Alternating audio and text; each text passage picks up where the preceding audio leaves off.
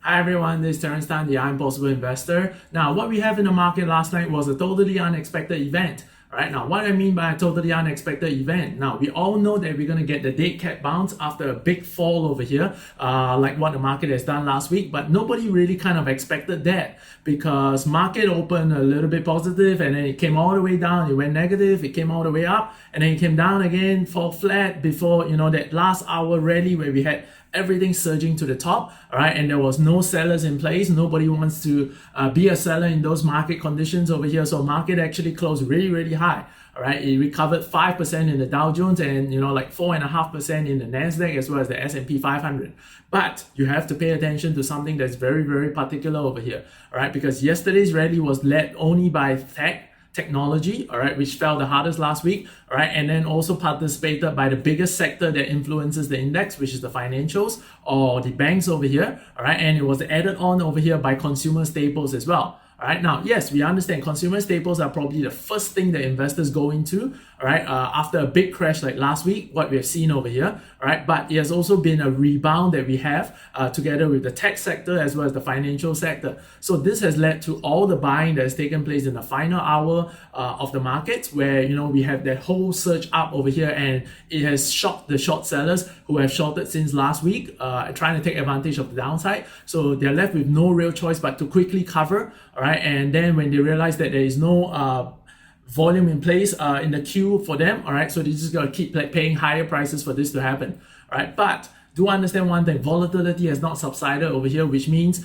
yes, this can be a rally for 1 day or two over here, and I'll actually be looking at some short opportunities if we get another 2 days of rising markets over here. All right, now, but apart from that, now is not the time to get yourself in. All right, the time to get yourself in is last week over here. If you spotted any good undervalued companies, like what our students do with our list of stocks, all right, they notice any of them have been severely oversold and are now at a fundamentally really cheap price. They take action by selling some put options on them last week, and they would have been able to capitalize on them this week over here. All right, with the quick upsurge over here. All right, but now it's not the time to get in because yes, you may have a little bit more upside, but you can also fall flat on your face because the market can just turn back down and lose 100 points tonight. Who's to say it's not going to happen? All right, but we're going to look at some opportunities over here, what we can look at in the coming few days, depending on what the market does, and provide you some opportunities and ideas perhaps. All right, okay, now I'll see you next on my computer screen. All right, catch you soon. All right, welcome back. Now, so let's look at the chart of how the market traded yesterday. So I'm just specifically looking at the SPY, which is just the S&P 500 ETF. So we'll be able to check a little bit more accurately in terms of the volume that is being traded as well. All right, now, so what we have over here is the market opens, all right, and then it kind of sold off into the open, all right, and then it did a round two where it climbed up over here towards 303 levels. All right, in the SPY over here, all right, before settling down back towards the 299 levels, all right, and then we can see the final hour, all right, it just went all the way up, all right, with a big surge in volume over here, all right, on the closing of the market, the last final 15 minutes. This is probably a quick sign of, the short sellers covering before the market closes over here, so that they're not going to carry losses into the next day, all right, now. So moving along over here, I just want to discuss a couple of charts that I'm looking at right now. Now, the first short opportunity I'll be looking at is definitely in Campbell Soup. I've made one round of profits over here in a short position over here with use of selling option strategies on Campbell Soup. So right now is a big bounce over here yesterday night from 45.50 all the way up to almost $48. Now that's about $2.50 move over here, all right, which is really massive, all right, for this particular stock. Right now, if it's able to start reaching closer towards the 50-day moving average line, which is 48.20 right now, you can see the blue color highlighted price on the left hand side. I may be taking up some short positions, which is through the use of options over here with cap risk on the options that I'm about to sell, all right, to capitalize if the markets turn again, all right, and Campbell Soup is going to turn back downwards over here. All right, now, so just some quick kind of reversal opportunities, not anything long term over here. All right, just trying to get in and out of the market when volatility is high right now. All right, now another one I'll be looking at to short over here is really the financial sectors.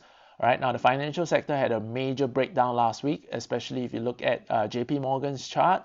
All right, but it did stage a really big rally yesterday from 115, all right, all the way up to about 121 over here.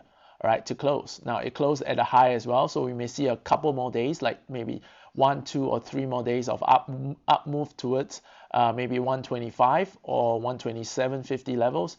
Now, if it does hit about 127.50 levels, I may actually be looking to get into some short positions on JP Morgan for what we call the downside reversal again. All right, just a quick profit trade on it. All right, with cap losses as well. All right, now another one I want to look at over here is really the utilities, but not in terms of specifically in utility stocks, but more in terms of just utility ETF as a whole. All right, it staged a big bounce off the 200-day moving average yesterday night as well. So if it does move closer towards the 50-day moving average, about 66.8 price levels, I may also be looking to take some short positions on it as well. All right, the last one over here, I may be looking to short over the next couple of days if the market stage another couple of days up move over here is really Walmart. All right, Walmart has a massive reversal over here from about 108, right, all the way up to 115. That's massive over here for consumer staple. All right, now if it bounces upwards, maybe closer towards 119 or 120, all right, I may be interested in taking a quick short position, playing off the reversal back towards the 114 level. All right, so not so much on the long side right now because we are already a little bit too late with the big move yesterday night. So just some short opportunities I'll be looking at over the next couple of days if markets continue to stay strong. Right. In the meantime, over here, just stay on. Just watch the market. All right. Sometimes it's better off just not doing anything right now when it's already run away from you.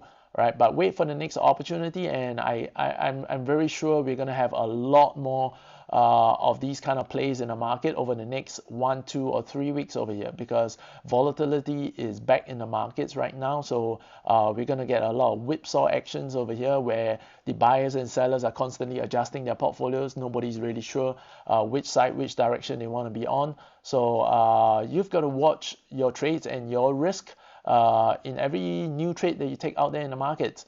All right, that's all for today's updates over here. Bulls are charging against the bears right now, but the bears would still have short-term control in the meantime over here. All right, now, so I look forward to catching up with you in the next update. This is Terence Tan, the I'm Possible Investor, signing off from today's video over here. Happy trading, everyone.